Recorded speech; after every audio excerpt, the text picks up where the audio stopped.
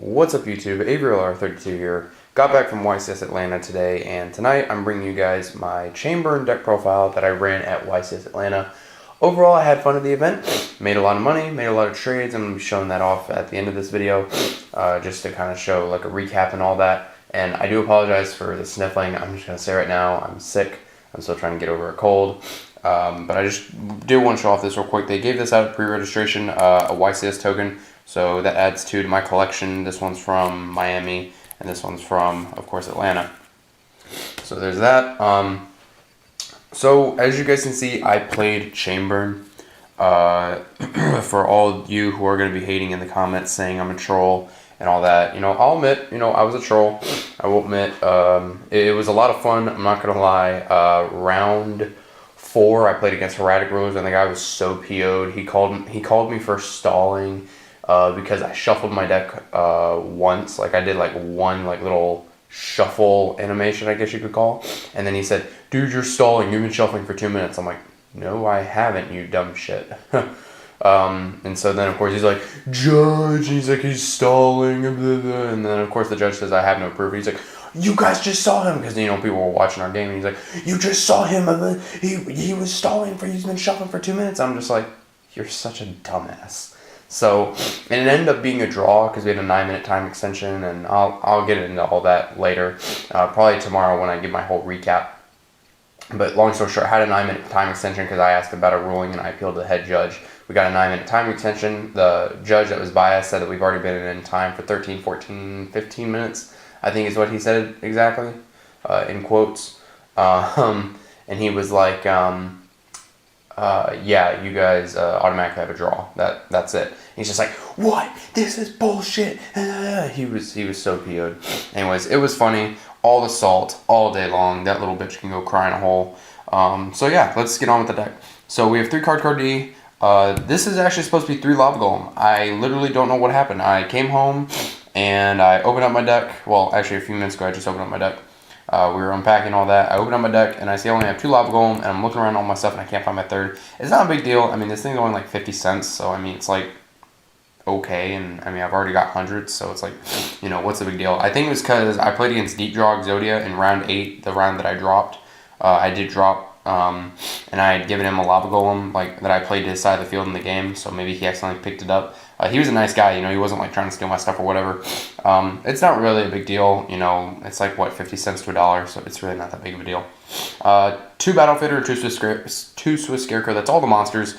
This is a change, as you know, from my dad's 28th place regional build. Originally it was 3 Scarecrows and a Battle Fader, but Star Eater is a card, and I actually did not play against Gravekeepers all day, thank God, because their Tomb Necro Valley card does hurt Battle Fader and Scarecrow.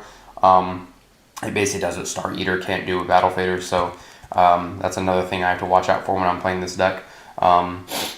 So yeah, that's all the monsters, and I'll get into my record and my matchups after the deck profile. Then for the spells, we got Triple Pot of Duality for the consistency, 2 Chain Strike, 1 Day of Peace. It's pretty much all staple. Obviously for consistency, burning, and this works like a lot. For your draw engine, for the traps, there's a lot. You have 3 Reckless Greed, 3 Accumulated Fortune, 2 Jar of Greed, and 2 Legacy of Yata-Grasu. It's enough draw engine. It works. That's why it's called Chamber. Then for your burn, you have 2 Ojama Trio, 3 Justice Urts. You open up with both of these, you're doing 1,500 points of damage, or if your opponent decides to summon 2 monsters in the same turn, and they're probably being stupid by that point, so you get to deal 2,500. 3 Secret Barrel.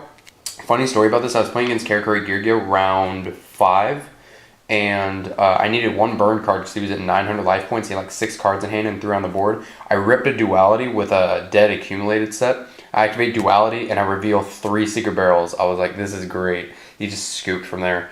3 D-Walls. I got this off like twice. I got it off against 3-Axis Fire Fist round 3. And the guy goes, because he attacked with Horse Prince because it was at 23, so he had a Fire Formation spell on board. Excuse me. And I go D-Wall. And he goes Lance. And I was like, you can't. Because you can, but you're just going to take 800 less. And so he was like, fine, whatever. So he took 1,500 instead. And then 3 Wabaku and the 1 Threatening Roar. It works. It's all your chainable stuff. So that was the deck. Obviously, you got the tokens, tokens, Gore's token, and then the 2 YCS tokens. That's everything.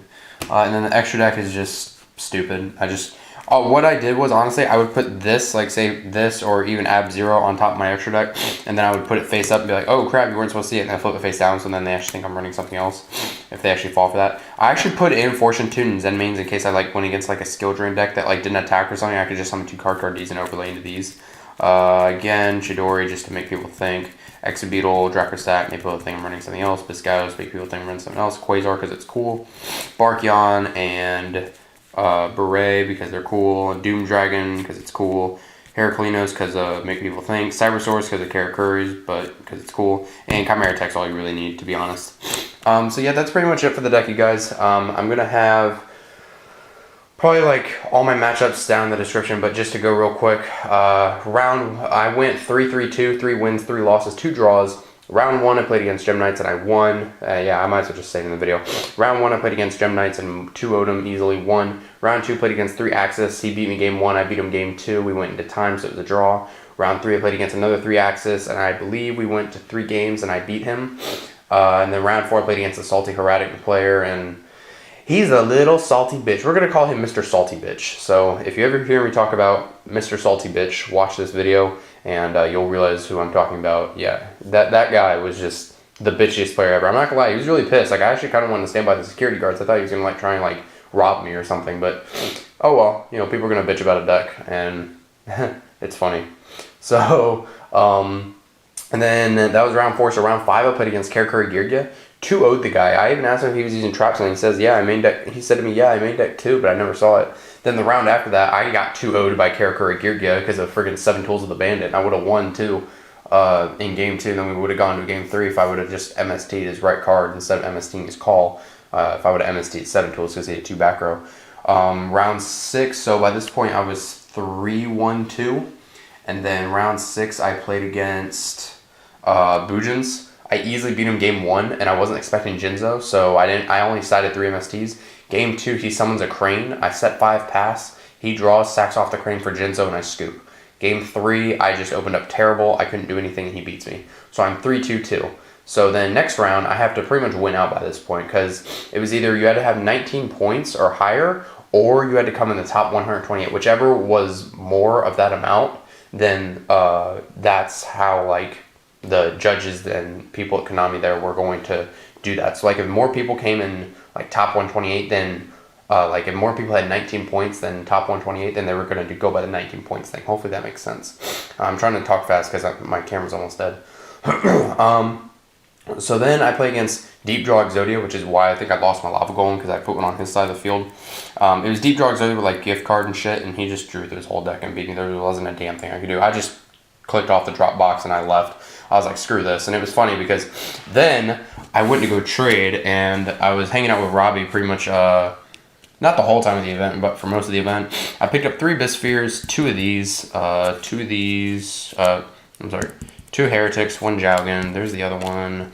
1 of these, because of Heretic Rulers, a Hornet, so I could be able to complete Inzectors, 3 Swords, 1 of them's ulti, 1 Emptiness, 1 Retort, 1 Spark Dragon, 1 Abyss Lead, 1 Giga Mantis, and 1 Monoglacia. And then also $79 in cash. Like, whoo! Like, oh man, I was happy. Oh, wow, I totally forgot about my side. It was kind of irrelevant, but I'll get to that in a second. So then I played against, so after that I dropped and I went and, I was chilling out with Robbie for a few minutes. All of a sudden, this German guy comes up to me and says, do you have trades? I'm like, yeah. So he's looking through my binder, pulls out all the stuff he wants. He's like, I'll give you 45 cash for all this. And it was some miscellaneous stuff. I'm like, deal. So I got 45 cash right off the bat, and I look over at Robbie. I go, hey, Robbie, losing to Exodia isn't that bad. I was holding up 2 20s and a 5. It was pretty funny. And yeah, that was pretty much the day. And then today I went back there, and I just traded the whole time and made more money, made more trades. And it was a fun day. I sold a bunch of my stuff to this one guy. He gave me $20 for a bunch of stuff that he found in my monster binder. So I was like, okay, why not? Because I don't have like a lot of like super high valuable stuff. But anyways, I meant to show the side deck here. I apologize. 1 Volcanic Queen, 1 Swift Scarecrow, 1 Battle Fader, 3 MST. The 3 MST's put in work. So, I didn't really side deck the 2 Twisters. I never side decked the Volcanic Queen. I did side deck the Swift Scarecrow and the Battle Fader once against the Heretic Ruler guy, but then it was a draw, so I didn't get a chance to use them. 3 Scapegoat, never sided them. My plan was that game 3, if I was about to go into time, I would just side deck in that major stall, so triple Scapegoat and Swift Scarecrow and Battle Fader. Double Prohibition because of Royal Decree and Trap Stun. D-Fisher and Macro, which does nothing against Heretic Rulers if they're using Ashes, because then they can just activate at your end phase, banish a card, and then on their turn just put that card back in the graveyard.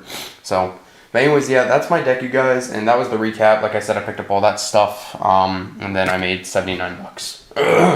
Excuse me, now my voice is going. Alright, thank you guys for watching. Be sure to check out the 2 deck profiles that I posted from YCS Atlanta on my channel, and as always, thank you for watching.